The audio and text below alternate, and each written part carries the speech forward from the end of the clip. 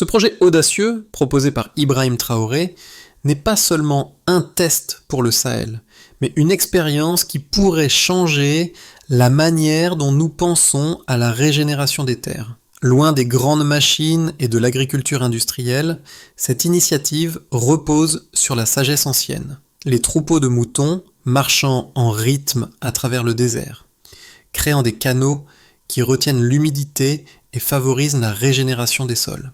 Traoré, un homme au caractère ferme et à la vision claire, défie les experts en écologie et en agriculture. Mais le défi est grand.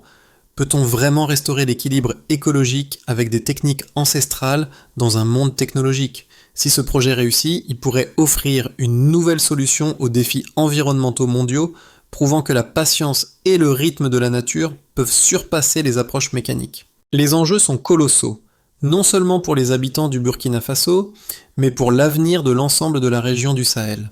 Une telle réussite pourrait redéfinir l'interaction entre l'homme et la nature dans l'une des zones les plus arides de la planète.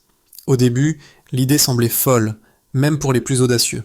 En 1925, Ibrahim Traoré a proposé de redonner vie aux terres arides du Sahel, non pas par la construction de machines coûteuses, mais en utilisant des moutons comme agents de régénération.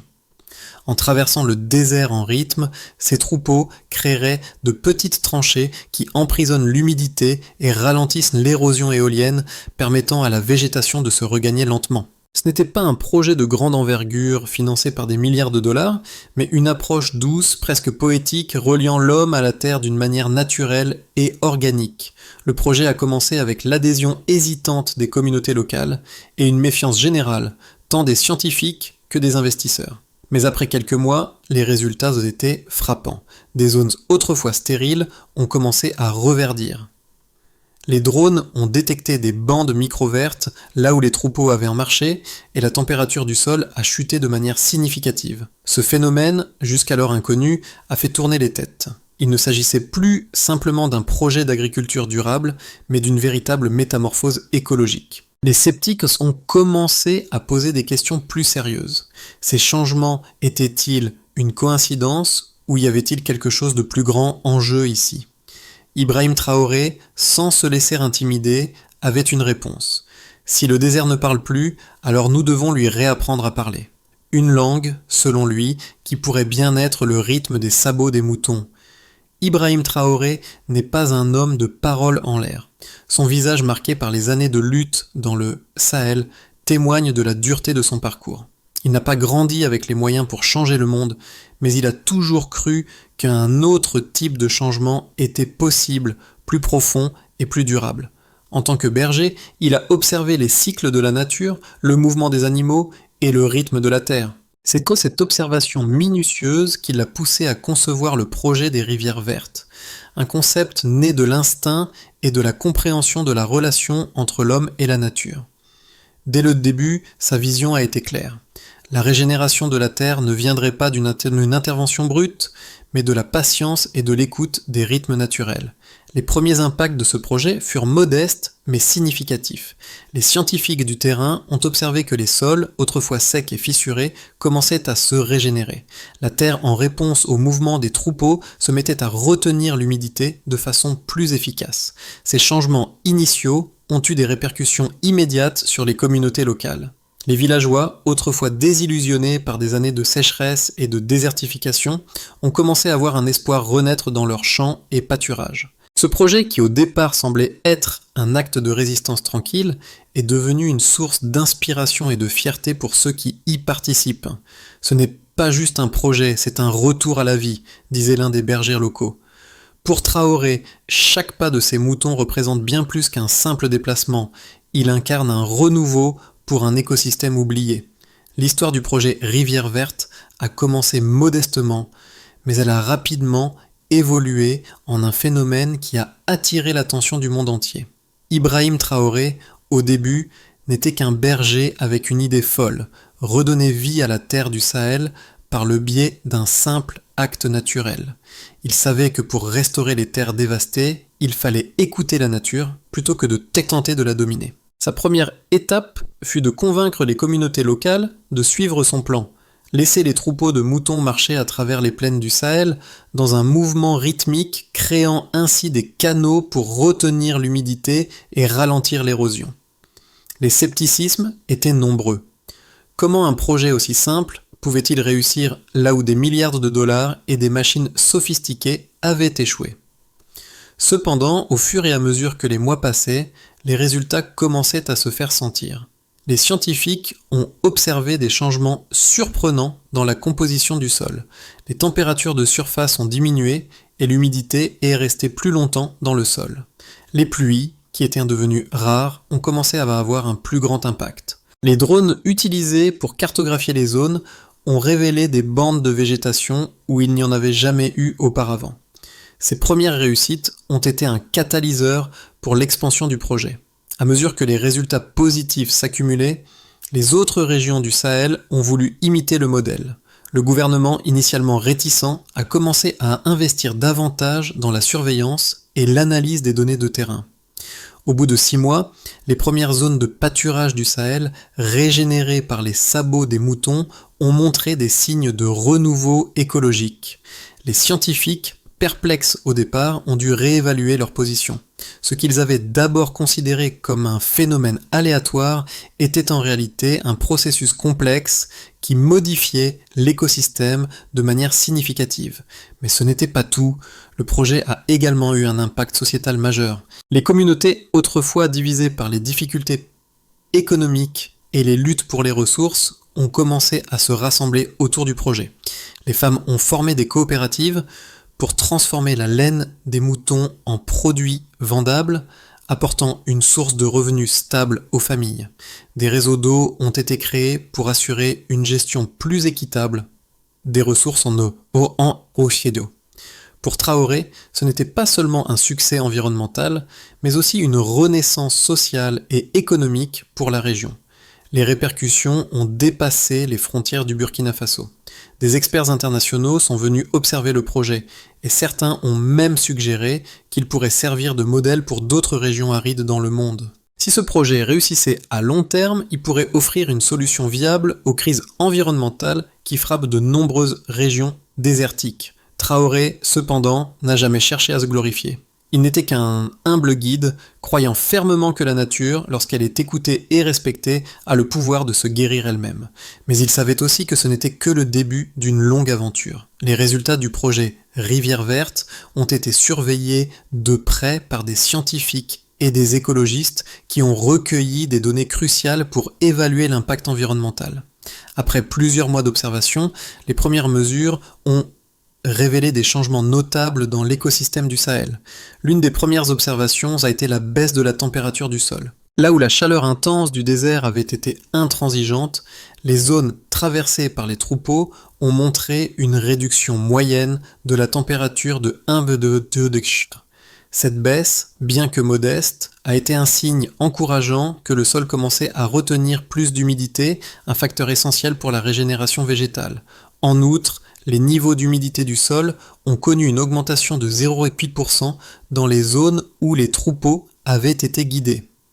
Cette humidité supplémentaire a permis la germination de graines qui auparavant étaient incapables de prendre racine dans le sol sec. Les scientifiques ont également constaté une diminution significative de l'érosion éolienne dans ces mêmes zones. Grâce aux micro-tranchées créées par les sabots des moutons, le vent n'avait plus la même force pour déplacer le sable, permettant ainsi à la végétation de croître. Un autre aspect fondamental du projet a été l'augmentation de la couverture végétale. Les drones, qui survolaient régulièrement les couloirs où les moutons étaient guidés, ont capturé des images satellites montrant des zones verdoyantes où il n'y en avait plus. Les données collectées par les drones ont révélé une croissance végétale allant de 15 à 20% dans les zones d'intervention, avec des plantes locales réapparaissant là où le sol était autrefois nu. Les résultats étaient d'autant plus impressionnants que ces changements ont eu lieu sans l'utilisation de fertilisants chimiques ou d'irrigation coûteuse. Le projet reposait uniquement sur la puissance de la nature elle-même, assistée par les déplacements naturels des troupeaux. Les analyses ont montré qu'en l'absence de machines, le coût de cette régénération était infinitésimal par rapport aux méthodes conventionnelles d'irrigation ou de déminéralisation des sols. Les experts internationaux ont salué ces résultats comme étant prometteurs, notamment pour les régions arides du monde entier, où les méthodes agricoles modernes n'ont pas été aussi efficaces. La régénération de l'humidité du sol et la végétalisation de grandes étendues de terrain en utilisant une technique ancestrale étaient perçues comme une innovation inattendue, mais essentielle pour lutter contre la désertification. Si ces résultats étaient confirmés sur une plus grande échelle, ils pourraient offrir une alternative durable aux projets coûteux qui échouent souvent à long terme. Il y a eu de nombreux sceptiques autour du projet Rivière Verte. Certains experts écologiques ont affirmé que la régénération du sol dans des conditions aussi extrêmes comme celles du Sahel était une illusion, que la technique des sabots des moutons ne pouvait pas être plus qu'un simple placebo environnemental. Selon eux, les problèmes structurels du Sahel étaient beaucoup trop profonds pour être résolus par des moyens aussi simples. Ces critiques ont souligné que la désertification du Sahel était un phénomène complexe, alimenté par des décennies de sécheresse et de mauvaise gestion des terres, et que seul un changement systémique avec une gestion de l'eau à grande échelle ou des technologies avancées pourrait faire face à une telle crise. Cependant, en réponse à ces critiques, il est important de souligner un point fondamental. La méthode de Traoré n'est pas une solution miracle, mais une approche holistique qui respecte et exploite les rythmes naturels du paysage. Les résultats observés jusqu'à présent prouvent que des changements, bien que modestes, peuvent réellement avoir un effet de domino sur la régénération écologique.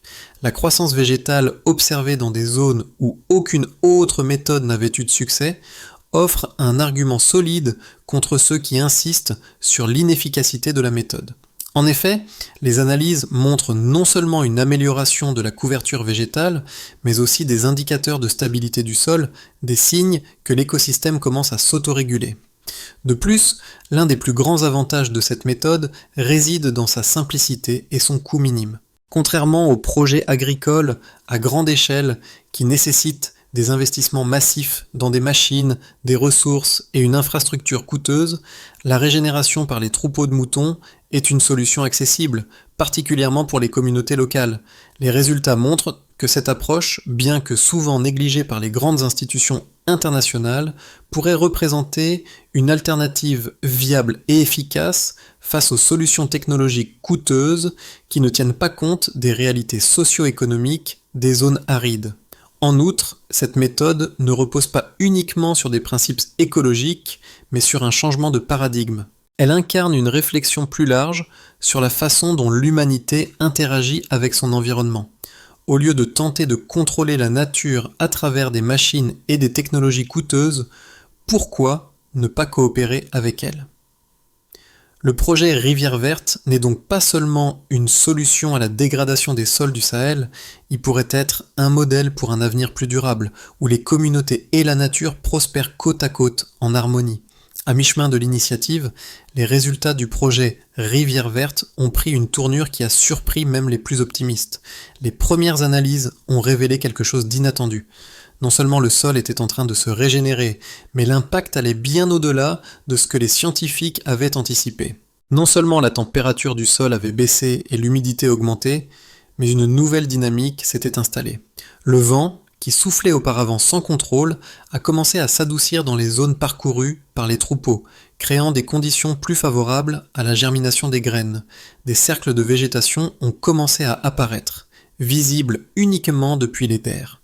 Ces formations géométriques n'étaient pas simplement des motifs aléatoires, mais des structures naturelles créées par les mouvements répétitifs des troupeaux. Les températures et l'humidité étaient restées plus stables dans ces zones, ce qui a permis une croissance végétale plus forte et plus uniforme. Ce phénomène a rapidement attiré l'attention des experts du monde entier, qui ont commencé à se demander si cela pourrait signifier plus qu'une simple amélioration locale. Si ces changements pouvaient être reproduits ailleurs dans le Sahel, le projet pourrait bien représenter un tournant pour la régénération écologique à grande échelle. L'impact du projet Rivière Verte ne se limite pas seulement aux résultats environnementaux. En réalité, les répercussions de cette initiative se font sentir à plusieurs niveaux, affectant directement les communautés locales et potentiellement la région tout entière. L'une des conséquences les plus immédiates a été la régénération rapide des sols dans les zones touchées par les troupeaux. Là où la végétation avait disparu depuis des décennies, des zones verdoyantes ont commencé à émerger. Les scientifiques ont observé que cette régénération ne s'est pas seulement produite au niveau de la surface du sol, mais qu'elle a également eu des effets sur la biodiversité locale. Des plantes et des insectes, auparavant absents, ont recommencé à prospérer, contribuant à restaurer l'équilibre écologique. Cette renaissance écologique a entraîné une amélioration notable des conditions de vie pour les communautés locales. Là où la terre était stérile et les récoltes avaient échoué année après année, les agriculteurs ont commencé à voir leurs terres retrouver leur fertilité. Les pâturages ont retrouvé une capacité de production suffisante pour soutenir les troupeaux de manière durable. Les éleveurs qui luttaient autrefois contre la sécheresse et la perte de leurs animaux ont retrouvé de l'espoir. Des animaux en meilleure santé ont permis d'augmenter les rendements et les familles ont vu leurs revenus augmenter. Le projet a également renforcé les liens sociaux au sein des communautés, qui ont commencé à travailler ensemble pour maintenir et étendre les corridors verts créés par les troupeaux. La coopération a renforcé la résilience locale et les habitants ont appris à gérer collectivement les ressources naturelles qui les soutiennent. Au-delà de la régénération écologique et économique, l'impact de Rivières Vertes a eu des effets sociaux durables. Les femmes, traditionnellement exclues des activités agricoles à grande échelle, ont trouvé une place centrale dans ce processus. Des coopératives féminines ont été formées pour transformer la laine des moutons en produits commerciaux, apportant une source de revenus directs aux familles et renforçant le rôle des femmes dans l'économie locale. L'approvisionnement en eau a également été réorganisé grâce à une gestion communautaire plus équitable, favorisant une meilleure distribution et une réduction des conflits liés à l'accès aux ressources. Enfin, ce succès local a attiré l'attention d'organisations internationales et d'autres pays confrontés à des défis similaires. Des experts en écologie et des chercheurs en climat ont commencé à envisager la possibilité d'adapter cette méthode dans d'autres régions arides, notamment au Moyen-Orient et en Afrique du Nord. Si ces principes peuvent être étendus à d'autres régions désertiques, Rivières Vertes pourrait bien devenir un modèle international pour lutter contre la désertification et la dégradation des sols à travers des approches écologiques durables, alliant technologie et savoir-faire traditionnels. À l'horizon de 6 à 12 mois, le projet Rivières Vertes pourrait se diviser en 3 scénarios distincts, chacun avec des implications profondes pour la région du Sahel et au-delà. Scénario de base, le projet continue de croître et se stabilise. Dans ce scénario, les résultats initiaux observés dans les premières zones de régénération sont confirmés et étendus à d'autres régions du Sahel. Le processus de régénération des sols se stabilise avec des niveaux d'humidité plus élevés et des températures plus basses permettant à une végétation plus dense de prospérer. Les communautés locales, soutenues par un réseau croissant de coopératives, continuent de voir des améliorations dans leurs récoltes et leurs revenus. L'adhésion des autorités locales et internationales au projet augmente et les experts commencent à reconnaître Rivières Vertes comme une méthode viable de restauration des terres arides. Dans ce scénario, des projets pilotes sont lancés dans d'autres pays voisins, inspirés par les succès de la méthode de Traoré. Le Sahel pourrait devenir un modèle de résilience face à la désertification. Scénario optimiste, expansion rapide et modèle de régénération mondiale. Si les conditions de croissance et de régénération se maintiennent au-delà des attentes, le projet pourrait se propager à l'échelle régionale, avec des corridors verts établis non seulement à travers le Sahel, mais aussi dans des régions voisines comme le Tchad, le Niger et le Mali. Les résultats positifs attirent un afflux de financement international, ce qui permet à des technologies plus avancées, comme les drones et les capteurs environnementaux, de soutenir encore davantage l'initiative. L'extension de ces corridors de régénération dans toute la région du Sahel pourrait entraîner une réduction significative des zones désertifiées, améliorant la biodiversité et l'agriculture tout en renforçant la sécurité alimentaire et économique. La communauté internationale pourrait adopter cette approche comme modèle de lutte contre la désertification, ce qui entraînerait une adoption mondiale de méthodes similaires dans d'autres zones arides. Scénario pessimiste. La fragilité du projet face aux défis climatiques extrêmes. Dans ce scénario, des facteurs externes, comme des sécheresses prolongées ou des conditions climatiques extrêmes, pourraient perturber la stabilité du projet. Bien que la régénération du sol ait eu un début prometteur, des événements climatiques imprévus pourraient mettre en péril les efforts en cours. La croissance végétale ralentirait et les températures du sol pourraient à nouveau grimper, mettant en danger les progrès réalisés. De plus, des conflits internes, des problèmes de gestion des ressources ou une diminution du soutien gouvernemental pourraient entraver l'expansion du projet. Ce scénario mettrait en lumière la nécessité de soutenir Rivière Verte, non seulement par des investissements financiers, mais aussi par un soutien politique et communautaire à long terme. Dans tous les scénarios, cependant, le projet Rivière Verte aura démontré que des solutions durables, basées sur des approches écologiques simples et naturelles, peuvent offrir des solutions à long terme pour les crises environnementales mondiales.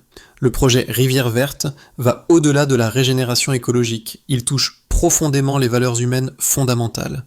Pour les populations du Sahel, qui ont enduré des décennies de sécheresse et de pauvreté, la simple idée de voir la terre revenir à la vie est un symbole puissant d'espoir.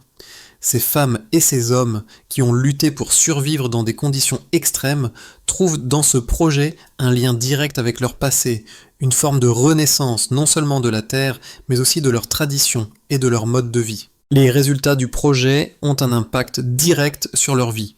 La régénération des sols signifie plus de pâturage pour les troupeaux, plus de récoltes pour les agriculteurs et plus de sécurité alimentaire pour les familles. Mais au-delà de l'aspect matériel, il y a quelque chose de plus profond, une redécouverte de la relation symbiotique entre l'homme et la nature. Le projet rappelle que la véritable force ne réside pas dans la technologie ou l'industrie, mais dans l'harmonie avec la nature et la patience nécessaire pour voir les choses se transformer lentement, mais sûrement. Ce retour à la nature et cette approche respectueuse des ressources ont également une résonance dans un monde où le changement climatique et la dégradation de l'environnement sont des enjeux de plus en plus pressants. Le projet Rivière Verte montre que même dans les régions les plus dévastées, il est possible de restaurer l'équilibre de la Terre avec des méthodes simples et naturelles. C'est un appel à réévaluer la manière dont nous traitons notre planète et à repenser les solutions aux crises environnementales mondiales. En suivant cet exemple, d'autres communautés à travers le monde pourraient découvrir qu'il existe une autre voie, celle de la patience, de la coopération et du respect mutuel entre l'homme et la nature. Pour que le projet Rivière Verte devienne un modèle reproductible et durable, il est essentiel de mettre en place une série d'étapes clés pour garantir son succès à long terme. Tout d'abord, la collecte et l'analyse de données sur le terrain doivent continuer à être une priorité. Cela permettra de suivre les progrès en temps réel, d'ajuster les pratiques en fonction des conditions climatiques changeantes et d'affiner les techniques utilisées.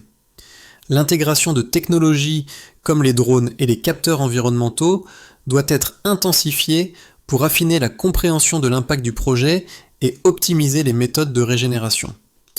Ensuite, il est crucial de renforcer la formation et la participation des communautés locales.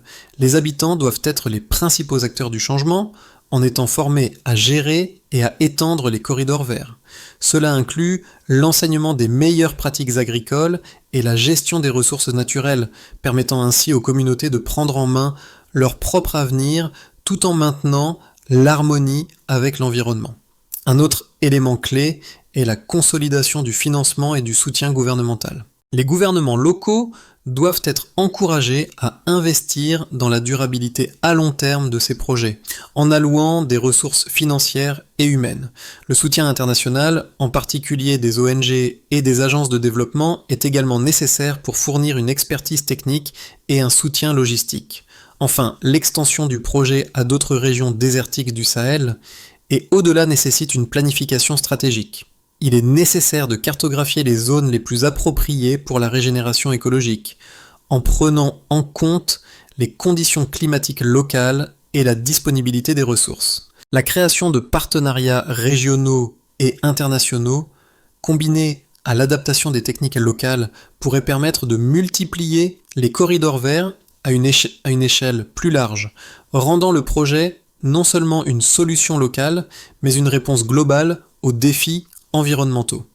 Le projet Rivière Verte n'est pas seulement une solution écologique, c'est un voyage qui relie les gens à la terre d'une manière profonde et symbolique.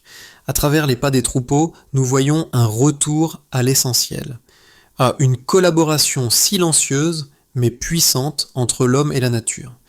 Les bergers, autrefois réduits à l'espoir de simples récoltes, ont trouvé un sens nouveau dans leur travail quotidien. En guidant leurs troupeaux à travers le sable, ils ne font pas qu'enseigner à la terre, ils réapprennent eux-mêmes à écouter le sol, à comprendre ses rythmes, à le respecter. Cette transformation, lente et patiente, a ravivé non seulement les sols du Sahel, mais aussi la dignité des peuples qui y vivent.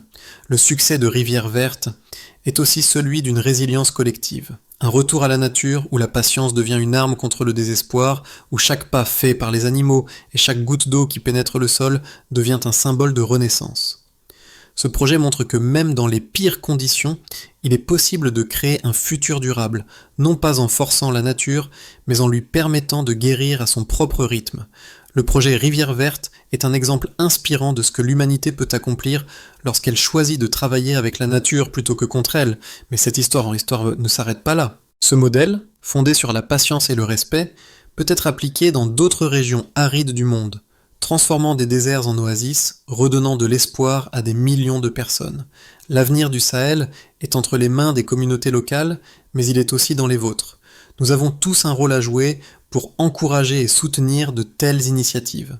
Si cette histoire vous a inspiré, pourquoi ne pas en apprendre davantage, partager ce message autour de vous et peut-être même vous engager dans des projets similaires.